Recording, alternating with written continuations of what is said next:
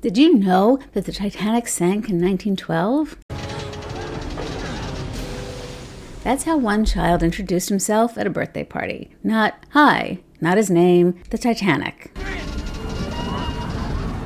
To another 6-year-old who had just come for the cake. And if you have one of these children, you know exactly what that's like. Someone asks your child how school is going, and the answer, the full, detailed, enthusiastic answer, is whatever the current interest is. Dinosaurs, Minecraft, train schedules, and you watch it happen. The other person nods again. Their eyes go to the room behind your child. They start looking for the seam in the sentence where they can say, "Wow, that's so cool. I need to go get a drink." Today, I want to give you some strategies that honor your child's interest and grow the skills that help them interact more comfortably with other people. If we haven't met yet, I'm Andrea Pollack. I'm a parenting educator, coach, and I work with parents of autistic and neurodivergent children. I'm also a parent of an autistic adult, so I come at this from both sides of the table. We want our children to hold a two-way conversation, to ask a question back, to notice when the other person has checked out of the conversation. These are real skills, and they matter for real relationships.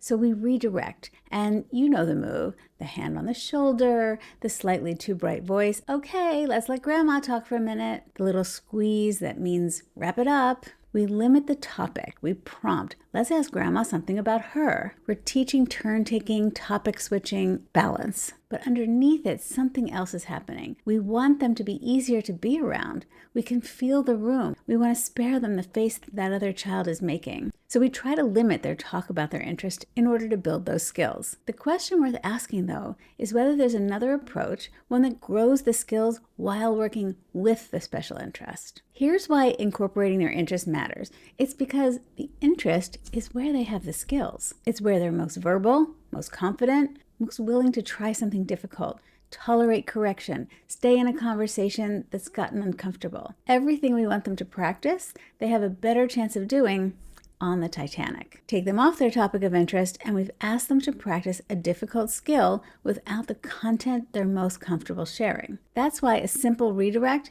might work one time, but never feels like it really sticks. Watch their face while they're indulging in their conversation, or more likely, speech of choice. Their eyes light up, they smile, the voice comes up a register. Now watch 20 seconds after we steer them away from their passion topic. The light goes out of the eyes, the voice drops back down. And there's a second risk. It's that they're learning something from that redirect. Not what we're saying, what we're doing. 100 times, 100 dinners. Think about what this might feel like from your child's perspective. They start telling someone the best thing they know. They're 2 sentences in, and no one engages. No question, no interest. And then someone quickly changes the topic. It stings every time, and it can be demoralizing. Nobody means to send that message, but it's a risk when we always steer our child away from talking about their interest. So what can you do instead? When the Titanic or other special interest comes up, ask about it. One real question based on whatever they're sharing. How big was the iceberg? Or tell me about the lifeboats. Watch what they do. They stop, they look at you, maybe they answer the question you asked. Maybe it just helps them pause and think for a second. Even that is connection. Those are skills. Receiving a question, holding it, responding to it. They just did it because even though the skill was hard, the content was easy. The content was what they love. You're not indulging the Titanic. You're helping your child practice interactive conversation. If you're heading to an event, say dinner with extended family, maybe you can give one of the participants a question that they can ask before you go. Say your kid's thing is trains. You can tell someone coming to that dinner, ask them what the fastest train in the world is. Just one. You're not scripting the evening. You're not giving grandma a door. Here's what that does. He finds out that something he knows is worth somebody else's attention. A real adult asking a real question because what's in his head was interesting enough to ask about. And watch him when it lands. He'll do a double take. Someone asked. He might even get overexcited, talk too fast, talk too loud, too long, go straight past our question into everything else he knows about trains. Let him. That's not the moment for a lesson. That's a kid finding out that he's interesting. A child who rarely finds an audience excited to hear about his interest will be less interested in learning reciprocity. Why would you keep starting a conversation when the other person only ever wants to move off the topic you raised? He'll ask grandma a question back someday. He may need a few hundred experiences, of being asked first. Once those skills start to build, you can help them learn how to ask about someone else's interest. Once your child starts to understand and experience reciprocity on their own topic, the next step is helping them ask about someone else's, assuming, and this is important, that they're interested in the answer. I'm going to come back to that. You might say, remember how much you enjoyed telling Grandma about the trains? Your friend Jacob is really into reptiles. Can you think of something that you'd want to know about reptiles? Something that you could ask him? We want to explain the why of reciprocity, why they should want to ask Jake about the thing in the first place. If they can't think of a question, you might help them come up with one. But it matters that they're still asking about something that they care about, even if they don't care about it as much as they care about trains. If your child doesn't care about the topic at all, you're asking for a social performance. It's not likely to build a skill. Put autism aside for a second.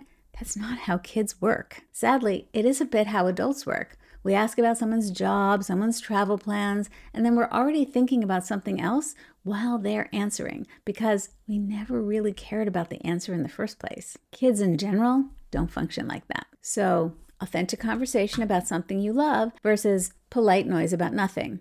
Who's got the better approach here? Just saying. The goal is always to help your child build the skills. It's not necessarily to have them talk about the Titanic less, though I do appreciate why that could be a bonus. The goal is for them to learn how to have an interactive conversation so they can get the connection they're clearly reaching for when they pepper you with information. And it's for them to learn that the right people can appreciate them exactly the way they are, quirky interests and all. Every time someone connects with them on their topic, asks the real question, stays curious, one beat past comfortable, two things happen at once. They practice the thing we've been trying to teach them, and they learn that who they are was worth asking about. That second one is what keeps them wanting to grow these skills. What's your child's current deep interest? Drop it in the comments. I'd love to see them. If this gave you a new way of thinking about special interests and what they're really doing, I hope you'll consider subscribing, giving this video a like, and I'll see you in the next one.